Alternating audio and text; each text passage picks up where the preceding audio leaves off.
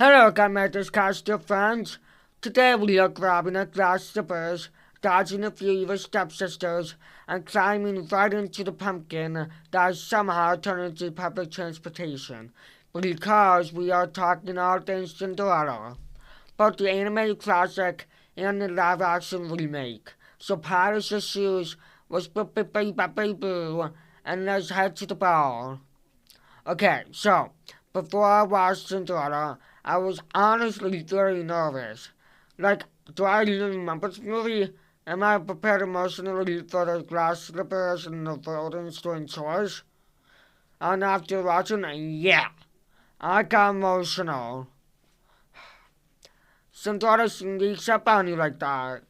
One minute you're vibing with mice and shirts, the next minute you're crying because she deserves better. Okay, story time. The animated Cinderella, 1950. The animated movie is a pure storybook comfort. Soft, warm, and dreamy. Just like flipping through a fairy tale picture book. Someone writes to you when you were 5. Okay, let's walk through it. Because this plot honestly pays like a soothing bedtime story. Let's go. The daily life. Cinderella wakes up with her animal friends. Birds, mice, everyone just casually living rent-free in her bedroom. And she goes straight into chores because her stepfamily treats her like a full-time maid with zero benefits. Her stepsisters demand everything, complain about everything, and do absolutely nothing. Relatable? No. Infuriating? Yes. The royal plan. Meanwhile, the king is stressing out because he has a son who won't get married. So the duke sends invitations to every maiden in the kingdom, including Cinderella. But of course, the stepfamily shuts that down immediately. Unless she finishes 30 hours of chores in about 10 minutes and finds something suitable for her to wear. That first heartbreak. Well, it wasn't an actual heartbreak for now, but it would be because the mice and the birds, that's the tiny stars by the way, make a dress from a mother's gun. It's sweet, thoughtful, and adorable. And it gets destroyed. Absolutely shredded by the stepsisters. The scene still hits no matter how old you are. Enter the chaotic icon. Her fairy godmother appears, chaotic and in its own energy. Can't find the wand, probably lost the carriage keys, but somehow manages to put it all together. And then here comes one of the most iconic animation scenes ever. The dress, the sparkles, the transformation. It still feels magical 70 years later. The ball. She meets the prince. They dance beautifully. Time flies, literally. And she runs off when the clock strikes midnight. She has a glass slipper that she left behind. And, well, you know the drill. Okay, now we're gonna talk about the reveal. The thief visits every house. Cinderella gets locked up. The mice save her. The slipper breaks. But surprise! Go out the other slipper! And boom! Happily ever after. But it's not over yet because there's a live action Cinderella. Okay, now, the live action version is gorgeous. Like walking into a royal Pinterest board. The costumes, stunning. The play palace, massive. Kate Blanchett as Lady Tremaine, serving full villain runaway couture. But I'm gonna be honest, it didn't keep my attention the same way. It's slower, more serious, and it loses some of that silly, whimsical energy that makes the anime version a comfort film.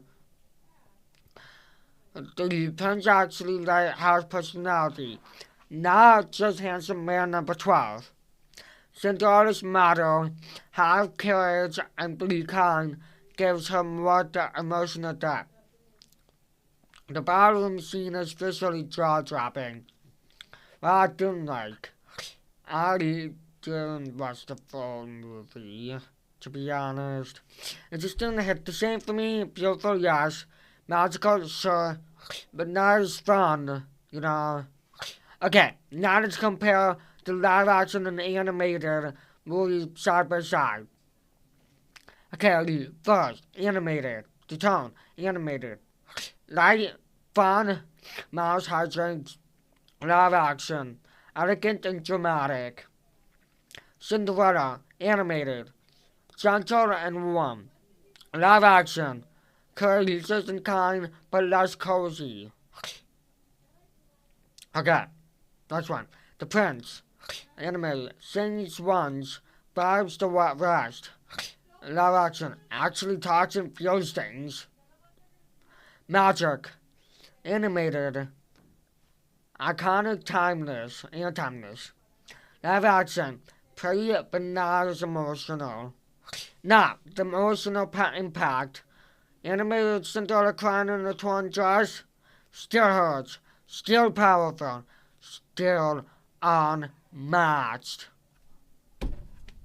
Okay, now we did all those stuff. We need to talk about what I didn't like and what I liked about the characters in the animated version.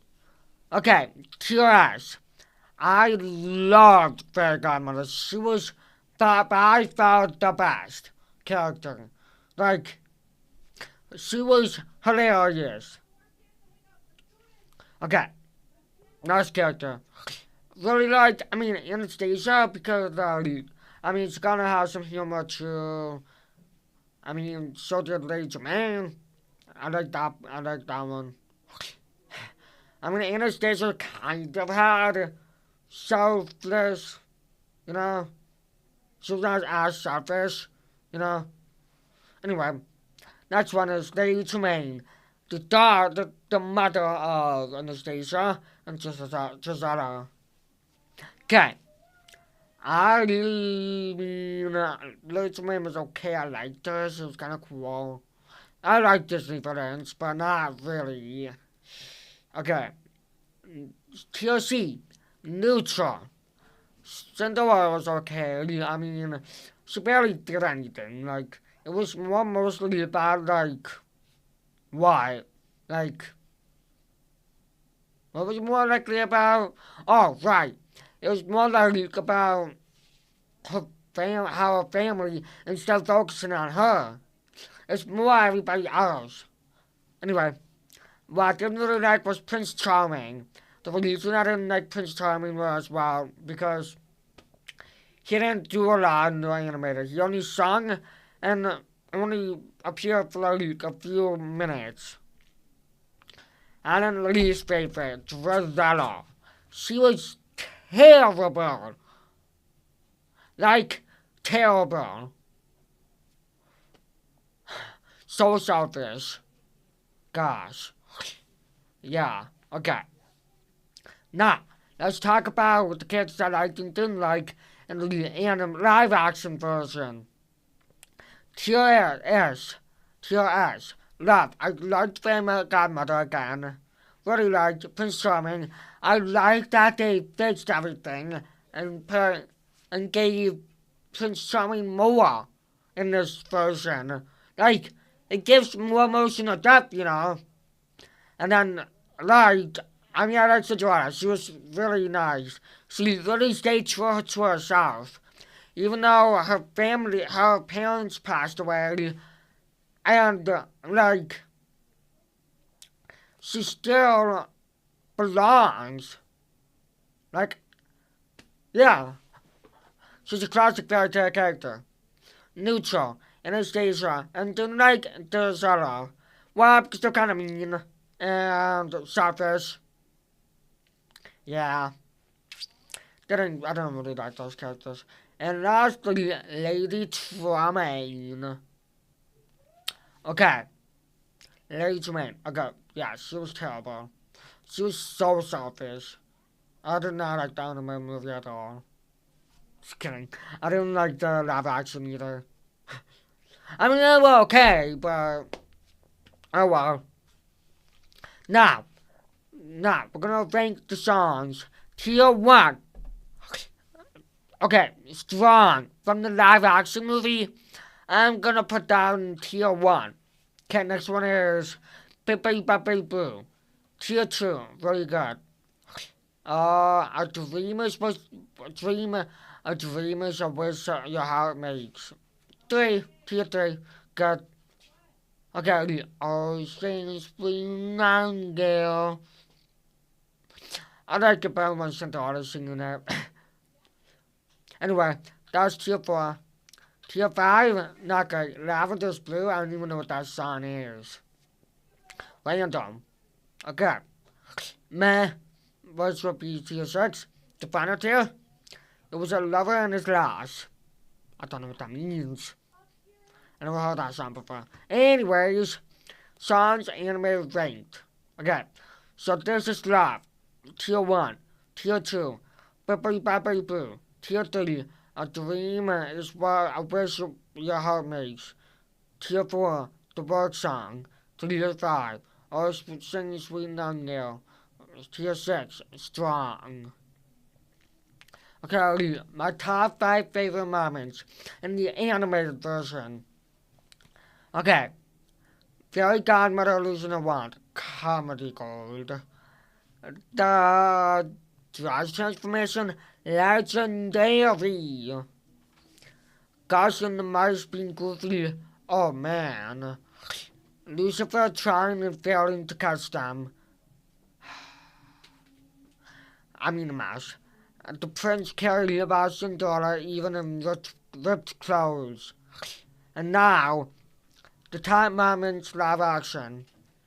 I didn't finish the whole movie, but I liked the visuals, the shots, the costumes, the ballroom, all stunning, but the animated movie was still be in my heart.